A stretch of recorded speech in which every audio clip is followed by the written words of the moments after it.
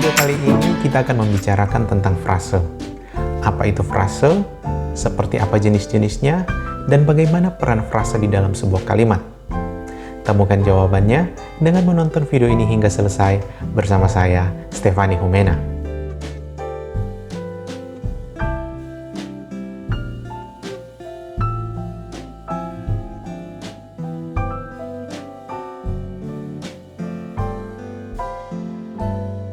Selamat datang di kelas daring e-learning multimedia, mata kuliah sintaksis, jurusan Sastra Indonesia, Fakultas Ilmu Budaya Universitas Samratulangi, Manado. Frase adalah kelompok kata. Definisi ini seringkali kita dengar sebagai jawaban atas pertanyaan, apa itu frase? Sayangnya, definisi ini tidak dapat menggambarkan ihwal atau hakikat frase yang sebenarnya. Kenapa? Karena kata majemuk juga terdiri dari kelompok kata, begitu juga dengan klausa dan kalimat, terdiri dari kelompok-kelompok kata. Hal ini dimungkinkan karena definisi frase sebagai kelompok kata terlalu umum, sehingga kata majemuk, klausa, dan kalimat dapat juga dimasukkan ke dalam definisi tersebut. Karena ketika kalimat atau bahkan mungkin paragraf kita segmentasikan ke dalam satuan-satuan morfem, kita lantas dapat membuat sebuah proposisi yang menyatakan bahwa wacana juga terdiri atas kelompok-kelompok kata. Oleh karena itu, kita perlu mengetahui perbedaan antara frase dengan kata majemuk, frase dengan klausa atau kalimat, sehingga kita dapat melihat bentuk atau form yang sebenarnya dari frase.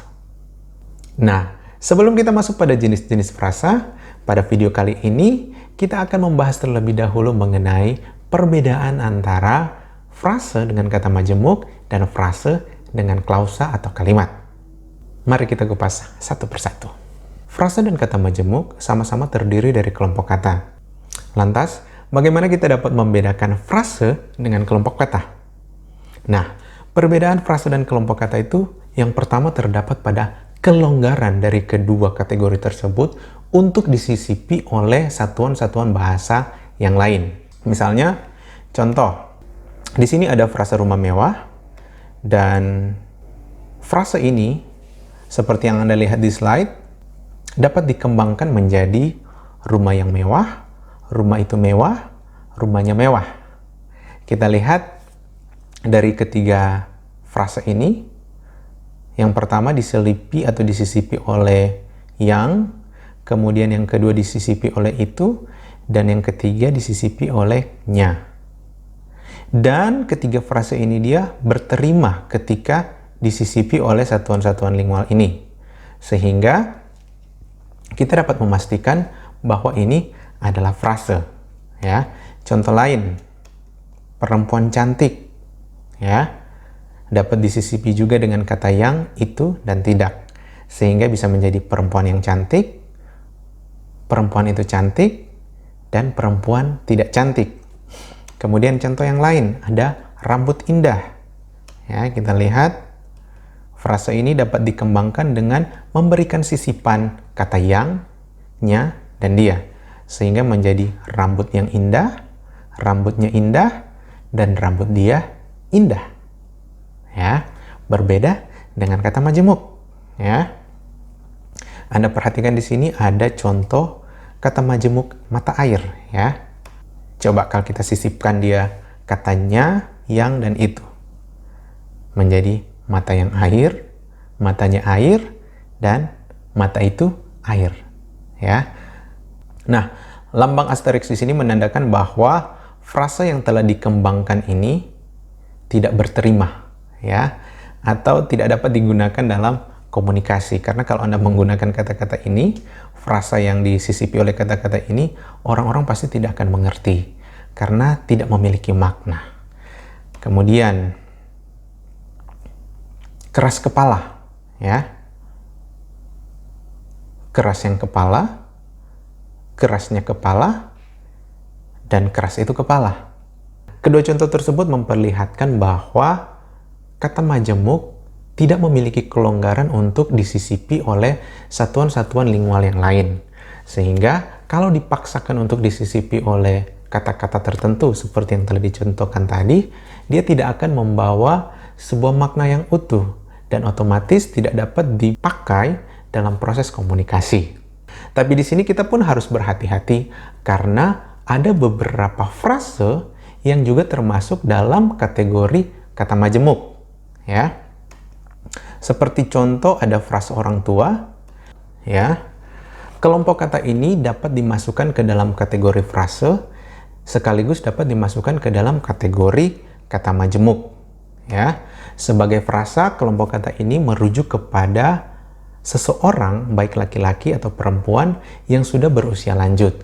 Sementara ketika dia menjadi kata majemuk, dia bereferensi kepada seseorang, baik laki-laki atau perempuan yang sudah menikah kemudian telah memiliki anak, ya.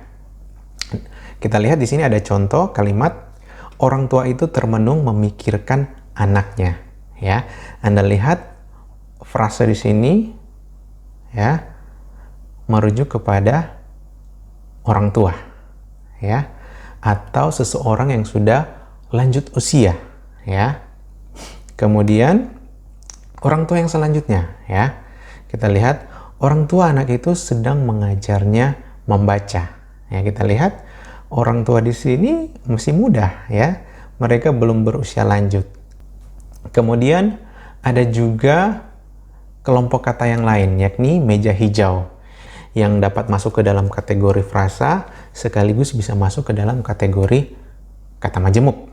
Sebagai frasa kita bisa melihat bahkan bisa membayangkan bahwa meja hijau ini bereferensi pada sebuah benda, ya, persegi 4, memiliki kaki dan berwarna hijau, ya, seperti meja ini tetapi warnanya hijau, ya. Kemudian sebagai kata majemuk, ya, kelompok kata meja hijau itu berarti pengadilan, ya, seperti yang sini, ya, terdakwa pencurian berada di meja hijau, ya, dalam artian terdakwa pencurian berada di pengadilan. Nah, di sini kita bisa melihat bahwa antara frase dan juga kata majemuk memiliki perbedaan makna, ya. Frase membawa makna yang sebenarnya atau membawa makna literal, membawa makna dasar, ya.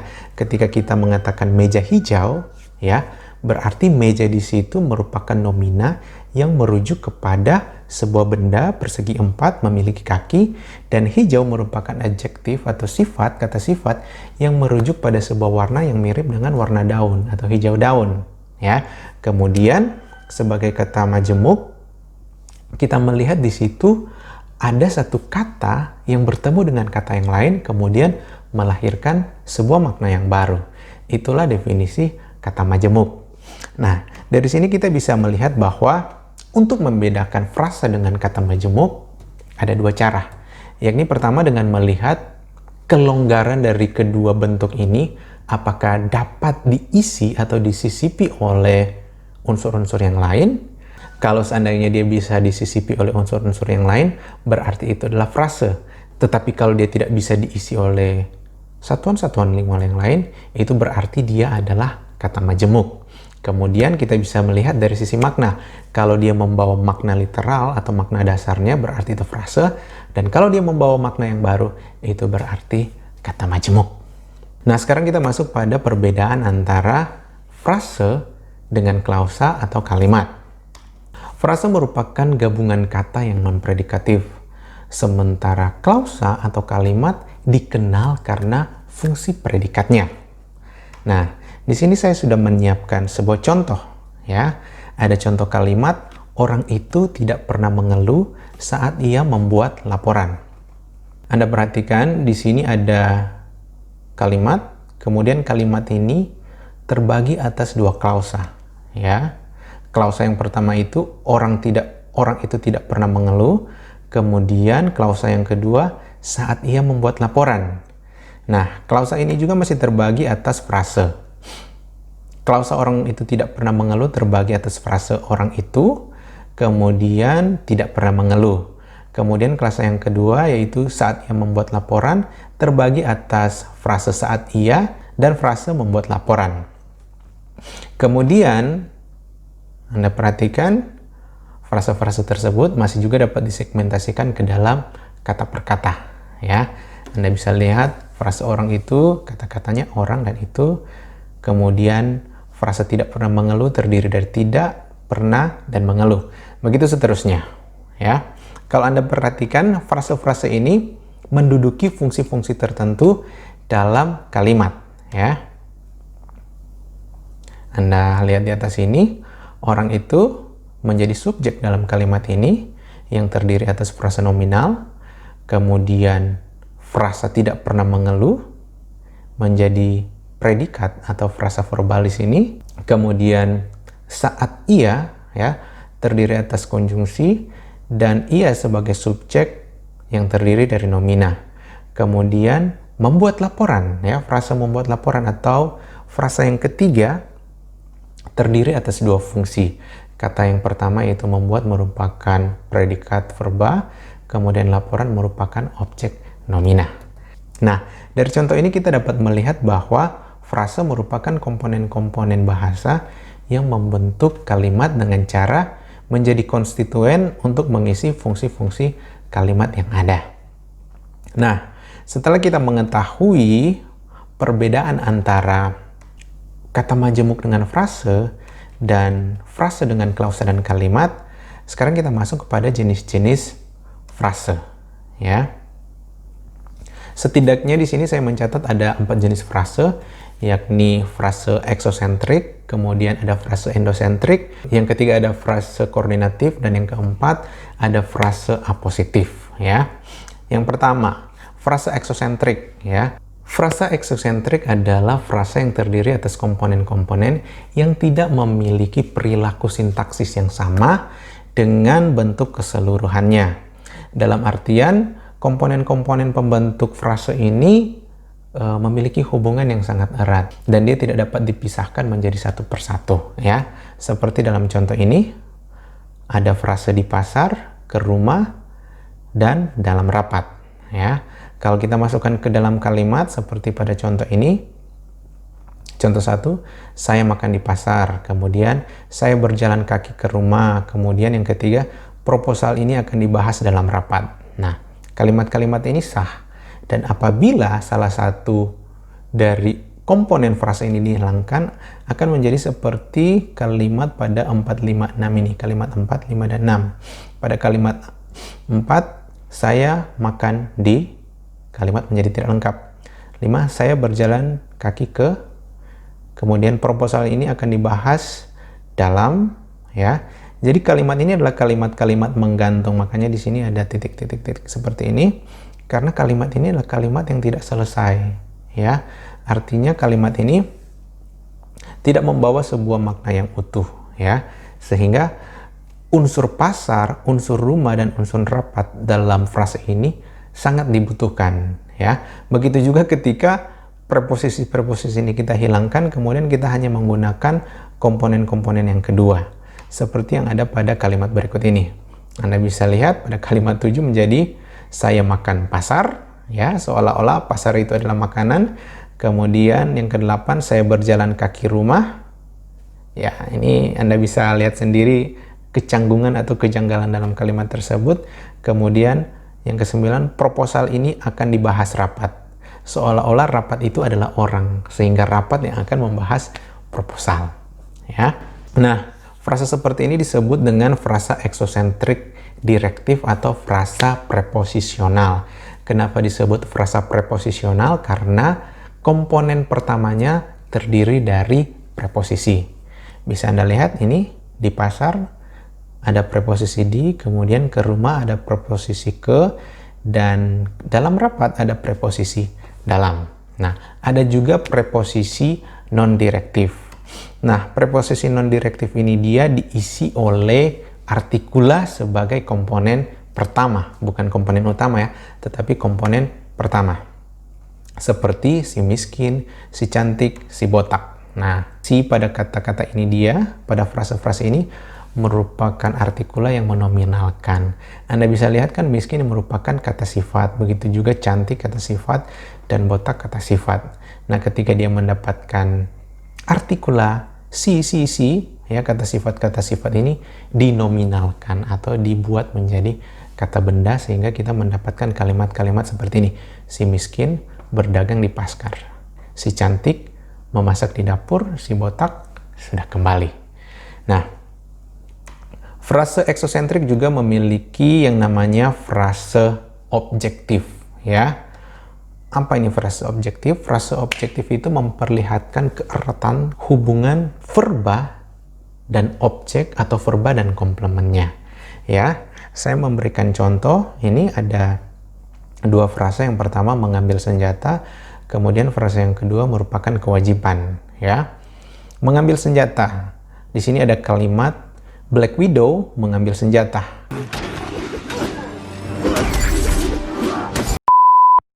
Kalimat ini terbagi dari dua frasa. Black Widow sebagai frasa pengisi subjek, kemudian mengambil senjata, ya, sebagai frasa yang tetapi yang terdiri atas predikat mengambil, verba, dan objek nomina senjata. Nah, Anda lihat frasa ini sangat-sangat erat kaitannya antara mengambil dan senjata. Kenapa? Karena kata mengambil merupakan verba transitif, ya, verba aktif transitif yang memerlukan objek. Kalau objek ini kita hilangkan, ya, dia hanya akan menjadi Black Widow mengambil. Akan timbul pertanyaan di situ, mengambil apa? Mengambil roti, mengambil makanan, mengambil cuti, atau mengambil apa? Ya, harus ada objeknya, ya, harus ada objeknya. Kemudian selanjutnya merupakan kewajiban. Di sini juga terbagi atas dua frase, ya. Menggunakan masker, frase pertama, merupakan kewajiban, frase yang kedua. Anda lihat di sini ada hubungan yang sangat erat antara merupakan dan kewajiban, ya. Merupakan predikat copula, ya. Dan predikat copula itu harus disertai dengan komplement. Nah, komplement di sini merupakan kewajiban. Ya, Anda bisa bayangkan kalau di sini tidak ada kewajiban. Menggunakan masker merupakan titik. Seolah-olah ini merupakan salah satu jenis pertanyaan fill the blank, ya. Kemudian yang kedua ada frasa endosentrik, ya. Frasa endosentrik merupakan frasa yang salah satu komponennya memiliki perilaku sintaksis yang sama dengan bentuk keseluruhannya. Artinya, salah satu komponen dapat berdiri sendiri, ya, atau menggantikan bentuk keseluruhannya. Di sini ada contoh sangat kuat dan menyedihkan sekali. Saya sudah buatkan kalimatnya, ya. Anda bisa lihat pada kalimat 1 dan 2, Thor merupakan pahlawan Marvel yang sangat kuat, ya. Kemudian pada kalimat yang kedua, Thor merupakan pahlawan Marvel yang kuat, ya. Anda lihat salah satu komponen di sini dapat menggantikan bentuk keseluruhannya, yakni komponen kuat, ya. Kemudian sangat menyedihkan, ya. Anda lihat pada kalimat 3, kematian Tony Stark di Endgame sangat menyedihkan. Ya. Kemudian pada kalimat 4, kematian Tony Stark di Endgame menyedihkan. Ya, Anda bisa lihat bahwa komponen menyedihkan menggantikan komponen keseluruhan sangat menyedihkan.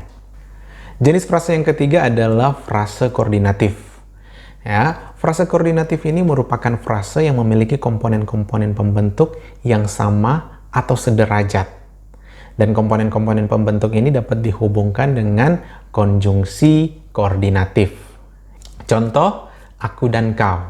Ya, aku dan kau. Ya, Anda lihat kata aku, kau ini dihubungkan oleh konjungsi dan. Ya, seperti pada kalimat aku dan kau, suka dan kau. Contoh yang kedua, dalam bentuk kalimat saja. Misalnya, Anda bisa memilih Scarlet Witch dan Carol Danvers, terserah, ya. Anda bisa melihat di situ ada frase Scarlet Witch dan Carol Danvers ya. Dan komponen-komponen di dalamnya itu sama ya, antara Scarlet Witch, Carol Danvers yang dihubungkan oleh konjungsi dan. Nah, frasa koordinatif ini tidak hanya terbatas pada frasa koordinatif yang dihubungkan oleh konjungsi tunggal ya. Frasa ini juga dapat dihubungkan oleh konjungsi terbelah ya. Misalnya, baik Iron Man maupun Thor tidak akan bebas dari jentikan jari Thanos. Ya, kita lihat di situ ada frase yang dihubungkan dengan konjungsi terbelah, yakni baik dan maupun. Baik Iron Man maupun Thor merupakan frasa yang digabungkan oleh konjungsi terbelah. Jenis frasa yang terakhir adalah frase apositif. Ya, frase apositif adalah frase yang memiliki komponen-komponen yang saling merujuk ke sesamanya. Dan karena dia saling merujuk, komponen-komponen yang terdapat dalam frase ini bisa saling mempertukarkan tempat. Ya, misalnya ada frase Steve Rogers, anggota Avenger pertama, dapat diputar menjadi anggota Avenger pertama Steve Rogers. Ya, dan dia dapat mengisi fungsi subjek dalam kalimat. Misalnya, Steve Rogers, anggota Avenger pertama yang menua di akhir Endgame. Ya, kalau kita putar, anggota Avenger pertama Steve Rogers yang menua di akhir Endgame. Sama saja, ya. Tidak ada perbedaan makna di situ. Contoh lain, agen Rusia Natasha Romanoff dapat diputar menjadi Natasha Romanoff, agen Rusia, yang diangkat kisahnya dalam film Avenger fase 4. Natasha Romanoff, agen Rusia yang diangkat kisahnya dalam film Avenger fase yang keempat. Sama saja, tidak ada perbedaan. Ya. Contoh terakhir, Nermanto, dosen saya. Dosen saya, Nermanto. Sama, kalau kita buatkan kalimat, Nermanto, dosen saya yang sudah pensiun. Dosen saya, Nermanto, yang sudah pensiun. Ya, tidak ada perbedaan di situ. Kenapa? Karena komponen-komponen yang terdapat pada frase-frase tersebut saling merujuk sesamanya. Ya, seperti itulah pemaparan mengenai jenis-jenis frase. Jadi, setidaknya kita melihat bahwa ada 4 jenis frase, yakni frase eksosentrik, frase endosentrik, frase koordinatif, dan frase apositif. Dan sebenarnya, keempat frase ini juga masih dapat dibagi berdasarkan kategori atau kelas kata komponen-komponen pembentuknya. Tetapi kita tidak akan membahasnya itu pada video kali ini. Kita akan membahas jenis-jenis frase tersebut pada kelas daring yang selanjutnya.